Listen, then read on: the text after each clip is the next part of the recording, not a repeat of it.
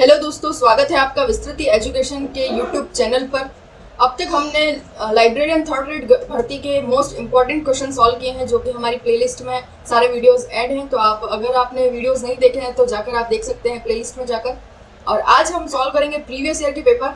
जैसा कि हम सबको पता ही है, 11 सितंबर को एग्ज़ाम है और एग्ज़ाम में अब कुछ ही दिन बाकी हैं, तो एंड में हम ज़्यादा कुछ नहीं पढ़ सकते हैं, बट जो प्रीवियस ईयर के क्वेश्चन हैं उन्हें हम पढ़ सकते हैं, ताकि उससे हमें अपनी तैयारी का भी अंदाज़ा लग जाएगा। और साथ ही अगर कोई इम्पॉर्टेंट और डिफ़िकल्ट क्वेश्चंस होंगे जो कि हमें नहीं आते हैं, वो एटलीस्ट एक बार आंखों के सामने से निकल जाएंगे, तो हमें शायद हो सकता है वहाँ पर याद आ जाए। तो आज की वीडियो को स्टार्ट करते हैं हम। और आज का हमारा जो पूरा पेपर रहने वाला है 100 क्वेश्चन, वो किस पर रहेंगे कि लाइब्रेरियन ग्रेड 3 प्रश्न पत्र 2016 में जो हुई थी उस भर्ती के।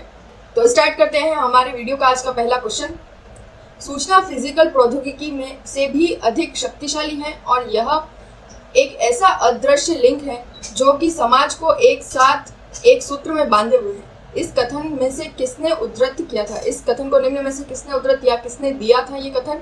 ये जो कथन है वो किसने दिया था? विलियम ई हलाल ने। Option number C right answer होगा यहाँ पर। Next question, question number 2। Ranganathan ने बनारस में आयोजित प्रथम अखिल भारतीय शैक्षिक सम्मेलन में एक मॉडल सार्वजनिक पुस्तकालय अधिनियम निम्न में से किस वर्ष में प्रस्तुत किया था?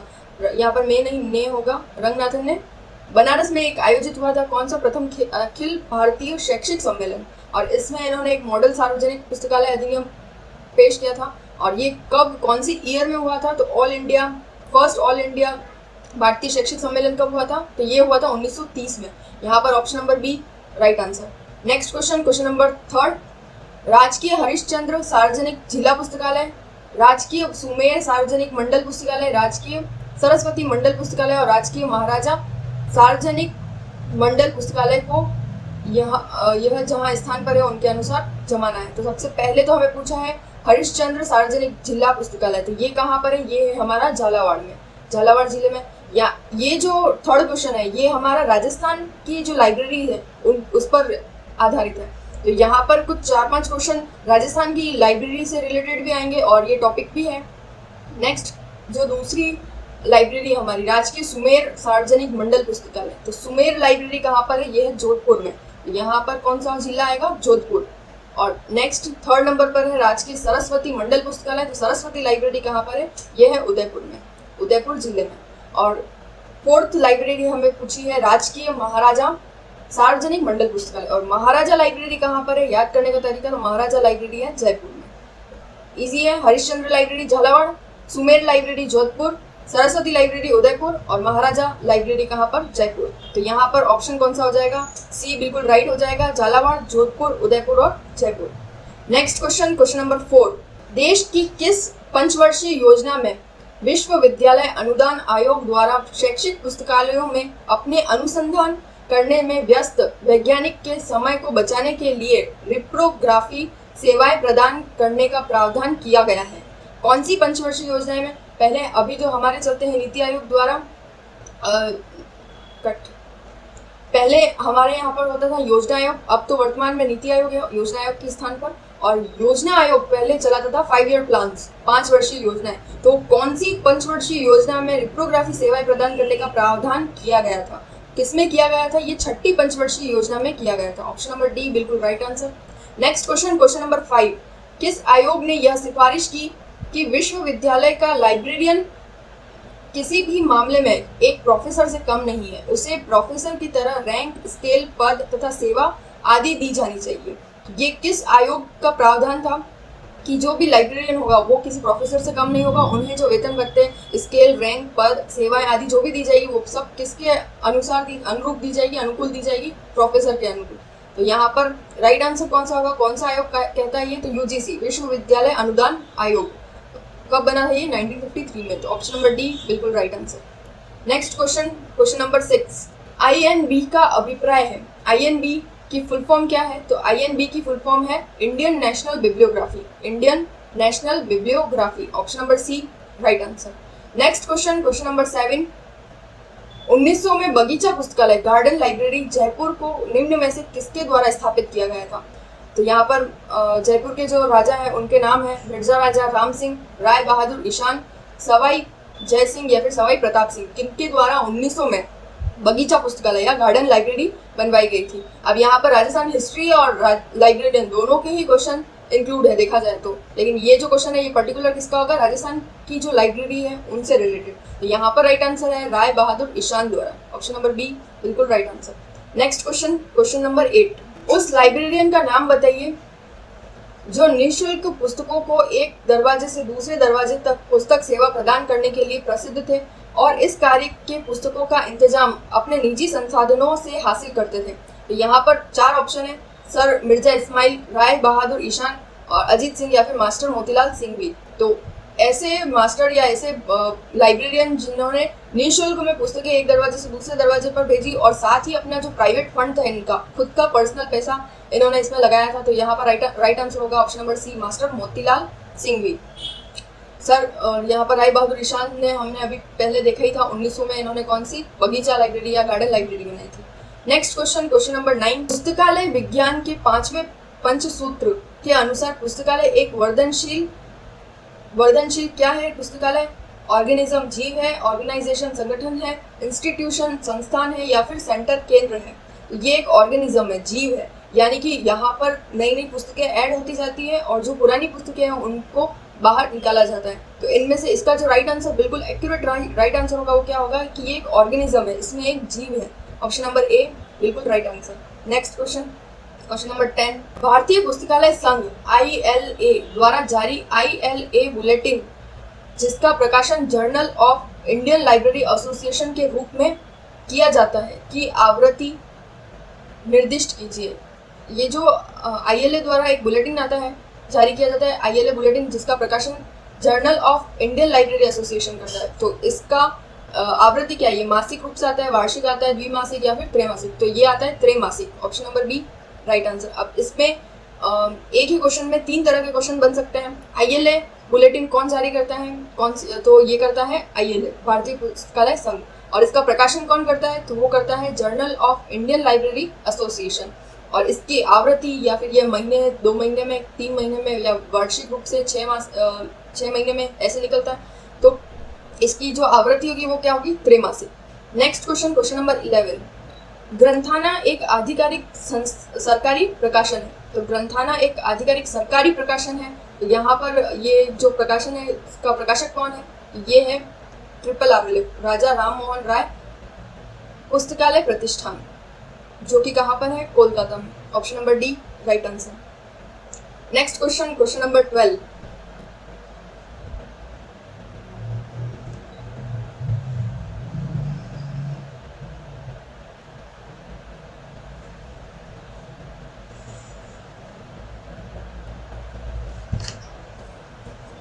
राजस्थान सार्वजनिक पुस्तकालय अधिनियम विधेयक राजस्थान सरकार द्वारा किस वर्ष में पारित किया गया? सन 2000 में, 2003 में, 2006 में या फिर 2012 में? तो ये जो सार्वजनिक पुस्तकालय अधिनियम विधेयक है ये पारित किया गया था सन 2006 में, option number C right answer. Next question, question number 13, पुस्तकालय उपकर किससे संबंधित है? सब टैक्स है पुस्तकालय उपकर, और ये किससे संबंधित है? सार्वजनिक पुस्तकालय से, शैक्षिक पुस्तकालय से, विशेष पुस्तकालय से या फिर लाइब्रेरी से? तो ये संबंधित है सार्वजनिक पुस्तकालयों से, option number A right answer. Next question, question number 14, पुस्तकालय समिति निम्न में से किसका अंग है? पुस्तकालय मानव संसाधन का, पुस्तकालय वित्त का, पुस्तकालय कार्मिक का या क्रमिक का, और पुस्तकालय शासन का या लाइब्रेरी गवर्नेंस का? तो किसका है पुस्तकालय समिति अंग? तो ये है पुस्तकालय शासन का, option number D right answer. Question number 15, वर्तमान में राजस्थान में कुल कितने राजकीय सार्वजनिक मंडल पुस्तकालय हैं? तो वर्तमान में राजस्थान में कुल कितने हैं? 7। कुल कितने? 7, option number A right answer. Comment box में आप बताइए कि कुल राजस्थान के जो 7 सार्वजनिक मंडल पुस्तकालय हैं वो उनका नाम क्या है और कौन कौन से जिले में है।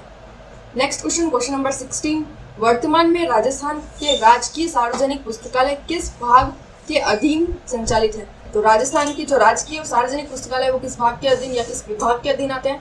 वो आते हैं भाषा एवं पुस्तकालय विभाग में, option number C right answer.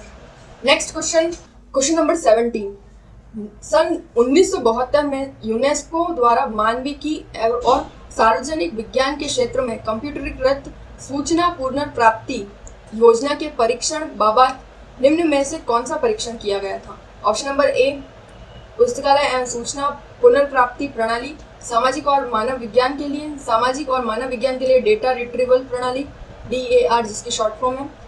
Option number सी सामाजिक एवं मानव विज्ञान के लिए प्रलेखन पुनर्प्राप्ति प्रणाली। ऑप्शन नंबर डी सामाजिक एवं मानव विज्ञान के लिए सूचना पुनर्प्राप्ति प्रणाली। तो इसका राइट आंसर कौन सा होगा? ऑप्शन नंबर बी बिल्कुल राइट आंसर है, DAR सामाजिक एवं मानव विज्ञान के लिए डेटा रिट्रीवल प्रणाली। Next question, question number 18। Question number 18, UNESCO सार्वजनिक पुस्तकालय घोषणा पत्र अंतिम बार किस वर्ष प्रकाशित हुआ था? तो यूनेस्को सार्वजनिक पुस्तकालय घोषणा पत्र 1994 में अंतिम बार प्रकाशित हुआ था। कमेंट बॉक्स में आप कमेंट कीजिए कि यूनेस्को सार्वजनिक पुस्तकालय घोषणा पत्र प्रथम बार कब प्रकाशित हुआ था। Next question, question number 19। International federation of library IFLA की स्थापना किस वर्ष में हुई थी? इसकी स्थापना किस वर्ष में हुई थी? तो ये IFLA की स्थापना हुई थी 30 सितंबर 1927 को। ऑप्शन नंबर ए बिल्कुल राइट आंसर होगा। और IFLA की कई बार फुल फॉर्म पूछते हैं, तो IFLA की फुल फॉर्म क्या है? International federation of library. Next question, question number 20। एक ऐसी कार्यविधि जिससे विभिन्न पुस्तकालय में कार्यों को एक से अधिक कॉमन्स द्वारा साझा किया जाता है, वो किस विधा के नाम से जाना जाता है? उसे ऑप्शन नंबर ए संसाधन प्रबंधन के नाम से जाना जाता है, ऑप्शन नंबर बी संसाधन साझा, ऑप्शन नंबर सी संसाधन लेखा, या ऑप्शन नंबर डी संसाधन संकट। तो उसे किस नाम से जाना जाता है? ऑप्शन नंबर बी बिल्कुल राइट आंसर, संसाधन साझा के नाम से जाना जाता है। Next question, question number 21। दशमलव वर्गीकरण पद्धति डेसिमल क्लासिफिकेशन मेथड का प्रथम संस्करण की आख्या से प्रकाशित हुआ था। उसकी आख्या यानी कि टाइटल कौन सा था? उसका टाइटल था a classification and subject for index for cataloguing and arranging the books and pamphlets of a library. तो option number D right answer. Next question, question number 22। दशमलव वर्गीकरण पद्धति का वह कौन सा संस्करण जिसकी आख्या में DV का नाम नहीं था अपितु उसे मुख्य पृष्ठ के पीछे लिखा गया था? तो DDC का ऐसा कौन सा संस्करण था जिसमें जो टाइटल था उसको नाम के साथ नहीं बल्कि उसके मुख्य पृष्ठ के पीछे लिखा गया था? तो वो कौन सा संस्करण था? प्रथम संस्करण था। Option number A right answer. Next question, question number 23। दशमलव वर्गीकरण पद्धति DDC के प्रथम संस्करण में कुल कितने पृष्ठ थे? तो कुल कितने पृष्ठ थे? उसमें थे 44। Option number C right answer. Next question, question number 24। द्विबिंदु वर्गीकरण पद्धति निम्न में से किससे संबंधित है? आंशिक फैसेटेड से, अनम्य फैसेटेड से, लगभग फैसेटेड से, या फिर निर्बाध फैसेटेड से? जो CC है द्विबिंदु वर्गीकरण कॉलम क्लासिफिकेशन, और किससे संबंधित है? तो वो है निर्बाध फैसेटेड से। Option number D right answer. Next question, question number 25। द्विबिंदु वर्गीकरण पद्धति में द्विबिंदु निम्न में से किसका प्रतिनिधित्व करता है? किसका प्रतिनिधित्व करता है? ये शून्य का, ओल्ड शून्य का, दो शून्य का, या फिर नवीन शून्य का? तो इसमें जो कॉलन है वो किसका? नवीन शून्य का प्रतिनिधित्व करता है। Option number D right answer. Next question, question number 26। शब्द लिटरेरी वारंट को किसके द्वारा प्रस्तुत किया गया था? लिटरेरी वारंट शब्द सबसे पहले किसने दिया था? तो ये दिया था ई वद्यम इल्मे ने। Option number B right answer. Next question, question number 27। Catalogue शब्द निम्न में से किस ग्रीक अभिव्यक्ति के संयोजन से प्राप्त किया गया है? कैटालॉग शब्द जो है वो कौन सी ग्रीक भाषा के दो शब्दों को जोड़कर बनाया गया है? काटा plus logos. Option number A right answer. Next question, question number 28। Catalogue जब दो या अधिक पुस्तकालयों के संग्रह के प्रतिनिधित्व करता है तो उसे निम्न में से क्या कहा जाता है?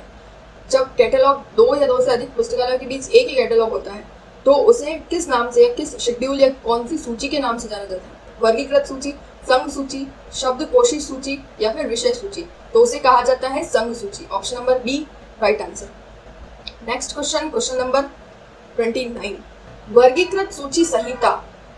वर्गीकृत सूची संहिता क्या है? ए नील मेघनन द्वारा प्रतिपादित की गई है, रंगनाथन का प्रथम ग्रंथ है, DRTC द्वारा प्रतिपादित की गई है, या फिर भारत की प्रथम वर्गीकृत सूची संहिता है? तो ये क्या है? भारत की प्रथम वर्गीकृत सूची संहिता। नेक्स्ट क्वेश्चन, रेमिफिकेशन का तात्पर्य है। रेमिफिकेशन से क्या तात्पर्य है? पंक्ति, उपसूत्र, विषय का विभाजन तथा उपविभाजन या फिर सामान्य एकल से। रेमिफिकेशन का तात्पर्य होता है विषय का विभाजन एवं उपविभाजन। Option number C right answer. Next question, question number 31। निम्न में से उस चिन्ह को चुनिए जिसका प्रयोग दोनों द्विबिंदु वर्गीकरण पद्धति तथा दशमलव वर्गीकरण पद्धति में होता है। ऐसा चिन्ह बताना है हमें जिसका प्रयोग कॉलन क्लासिफिकेशन सीसी में भी होता है और डीडीसी में, डेसिमल क्लासिफिकेशन में भी होता है, डी डेसिमल क्लासिफिकेशन। तो ऐसा कौन सा चिन्ह है? वो है डॉट। डॉट यहाँ पर बिल्कुल राइट आंसर होगा। Next question, question number 32। वर्गीकरण करने की विधियों के 0 से 4 चरणों को कहते हैं। 0 से 4 तक की जो स्टेप होती है उसे हम क्या कहते हैं? सबसे पहले आता है वैचारिक धरातल, तो यहाँ पर option number B right answer होगा। Next question, question number 33। एबीज्ड दशमलव वर्गीकरण पद्धति के नवीनतम संस्करण को बताइए। एबीज्ड दशमलव वर्गीकरण पद्धति का जो नवीनतम संस्करण है वो कौन सा है? 15वां संस्करण, 15वां संस्करण। Option number B right answer. Next question, question number 34। डीडीसी दशमलव वर्गीकरण पद्धति के नवीनतम संस्करण को बताइए। तो अभी तक कौन सा नवीनतम या सबसे लास्ट संस्करण कौन सा आया है डीडीसी का? 23rd। तो यहाँ पर 23वां संस्करण बिल्कुल राइट आंसर होगा। Option number C right answer. Next question, question number 35। दशमलव वर्गीकरण पद्धति के 20वें संस्करण की प्रमुख उपलब्धियां हैं। इसका 1993 में सीडी रोम जारी किया गया, इलेक्ट्रॉनिक वर्जन जिसका नाम था। तो इसका राइट आंसर कौन सा होगा? Online DV, virtual DV, electronic DV या फिर कंप्यूटरीकृत डीवी। तो इसका जो राइट आंसर होगा जिसमें इलेक्ट्रिक वर्जन होता है तो उसका राइट आंसर होगा option number C electronic DV. Option number C right answer. Next question, question number 36। दशमलव वर्गीकरण पद्धति के 21वें संस्करण में कुल कितने खंड हैं? तो इनके सारे संस्करणों के खंड, टेबल ये सब हमें याद रखने हैं। तो इसमें खंड पूछे गए हैं कि 21वें संस्करण कितने खंडों में है? तो ये है 4 खंडों में। Option number C right answer. Next question, question number 37। दशमलव वर्गीकरण पद्धति के 21वें संस्करण के इलेक्ट्रॉनिक वर्जन का नाम क्या था? तो इसके इलेक्ट्रॉनिक वर्जन का नाम क्या था? DV for window, DFW। Option number D right answer. यहाँ पर पूछा गया था पहले वाले क्वेश्चन में कि 1993 में जब सीडी रोम जारी किया गया था तब इलेक्ट्रॉनिक वर्जन का नाम था इलेक्ट्रॉनिक डीवी, लेकिन यहाँ पर 21वें संस्करण की बात की गई है और 21वें संस्करण में इलेक्ट्रॉनिक वर्जन का नाम क्या था? DV for window, DFW। तो एक ही टॉपिक से कितने सारे क्वेश्चन पूछे गए हैं और डीडीसी में से भी इलेक्ट्रॉनिक वर्जन से यहाँ पर 2 क्वेश्चन पूछे गए थे 2016 की भर्ती में। तो इस बार पता नहीं कौन से टॉपिक में से कितने क्वेश्चन आ सकते हैं। Next question, question number 38। Phoenix अनुसूची निम्न में से किसका अंग है? फिनेक्स अनुसूची किसका अंग है? डीडीसी का, सीसी का, यूडीसी का या फिर बीसी का? तो ये किसका अंग है? दशमलव वर्गीकरण पद्धति यानी कि डीडीसी का अंग है फिनेक्स अनुसूची। Next question, question number 39। Anglo American cataloguing rule 2 AACR 2 के मुताबिक मुख्य प्रविष्टि बनाने हेतु या बनाने के दौरान प्रत्येक क्षेत्र पहले क्षेत्र के अलावा की शुरुआत तथा नया अनुच्छेद शुरू होने से पूर्व निम्न में से किस चिन्ह संयोजन का प्रयोग किया जाता है? तो किसका प्रयोग किया जाता है? पूर्ण विराम, डॉट और स्पेस, डैश और स्पेस। तो क्या आएगा? डॉट, फिर थोड़ा स्पेस और फिर उसके बाद में डैश और फिर वापस स्पेस। तो ये होगा correct. Option number B right answer. Next question, question number 40। Anglo American cataloguing rule 2 के मुताबिक यदि सूचना निर्धारित स्रोत से ली गई है, स्रोत के अलावा बाहर से ली गई है, तो उनको निम्न में से किस कोष्ठक में बंद किया जाता है? मोस्ट इंपॉर्टेंट क्वेश्चन है और इसे बंद किया जाता है किस कोष्ठक में? तो इसी बड़े वाले कोष्ठक में, इस तरह का जो कोष्ठक होता है उसमें। तो यहाँ पर राइट आंसर कौन सा होगा? Option number C. Next question, question number 41। परिग्रहण क्रमांक का अर्थ है। परिग्रहण क्रमांक का अर्थ क्या होता है? ग्रंथ का वर्गांक होता है। ये प्रत्येक पुस्तकालय द्वारा प्रदत्त किए जाने वाला एक यूनिक नंबर होता है या संख्या होती है। ग्रंथ का ग्रंथ अंक होता है या ग्रंथ का वर्ग अंक होता है। तो इसका राइट आंसर क्या होगा कि ये प्रत्येक पुस्तकालय द्वारा प्रदत्त किए जाने वाले यूनिक संख्या होती है, नंबर होता है। Option number B right answer. Next question, question number 42। निधानी सूची का मुख्य उपयोग होता है। निधानी सूची का जो शेल्फ लिस्ट होती है उसका प्रयोग कहाँ पर होता है? सूचीकरण में, वर्गीकरण में, भौतिक सत्यापन में या फिर परिचालन में। इसका प्रयोग होता है फिजिकल वेरिफिकेशन में यानी कि भौतिक सत्यापन में। Option number C right answer. Next question, question number 43। परिग्रहण पंजिका का मानक आकार क्या होता है? जो परिग्रहण पंजिका होती है उसका मानक आकार या स्टैंडर्ड साइज क्या होगा? तो उसका स्टैंडर्ड साइज होता है 16/13। Option number D right answer. Next question, question number 44। पुस्तकालय सूची पत्रक विशेष रूप से निर्मित दराजों में रखे जाते हैं उनको निम्न में से क्या कहा जाता है? निम्नलिखित सूचीपत्र कहाँ रखे जाते हैं? विशेष प्रकार की दराजों में, और उन्हें क्या कहा जाता है? सूची cabinet. Option number D right answer. Next question, question number 45, पुस्तकालय द्वारा क्रय की गई पुस्तकों का भुगतान निम्न में से किस प्रक्रिया के बाद किया जाता है? पुस्तकालय में क्रय की गई पुस्तकों, पुस्तकालय में जितनी भी पुस्तकें खरीदी जाती है उनका पेमेंट, ऐसा नहीं है कि पुस्तकालय में पुस्तकें आते ही उसका पेमेंट किया जाता है, नहीं, उसका पेमेंट कब, किसके बाद किया जाता है? तो परिग्रहण की प्रक्रिया पूरी होने के बाद पुस्तकालय जो पुस्तकें क्रय की गई उनका भुगतान किया जाता है। तो यहाँ ऑप्शन नंबर ए बिल्कुल right answer. Next question, question number 46, तकनीकी प्रभाग द्वारा मुख्यतया 2 कार्य संपादित किए जाते हैं जिनमें वर्गीकरण तथा दूसरा कौन सा कार्य होता है? टेक्निकल विभाग का, तकनीकी प्रभाग का। तो इसका दूसरा कार्य होता है कौन सा? सूचीकरण करना। Option number A right answer. वर्गीकरण तथा सूचीकरण किस विभाग का कार्य है? इस बार ये क्वेश्चन आ जाए तो आंसर क्या होगा? तकनीकी विभाग का।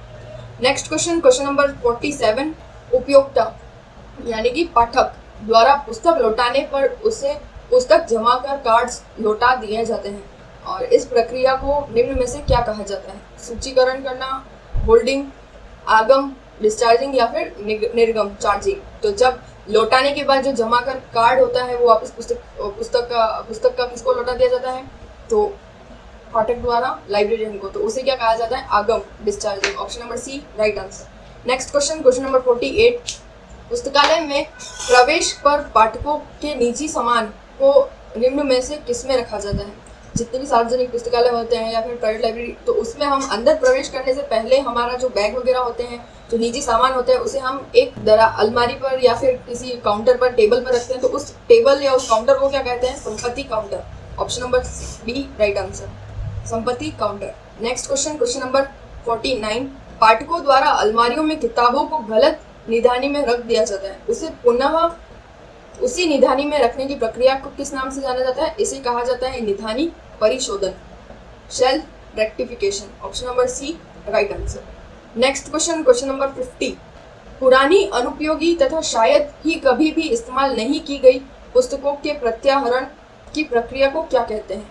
निधानी, नियतन, परिचालन, छटनी या वीडिंग और निर्देशन। तो इसे क्या कहा जाता है? इसे कहा जाता है छटनी या weeding. Option number C right answer.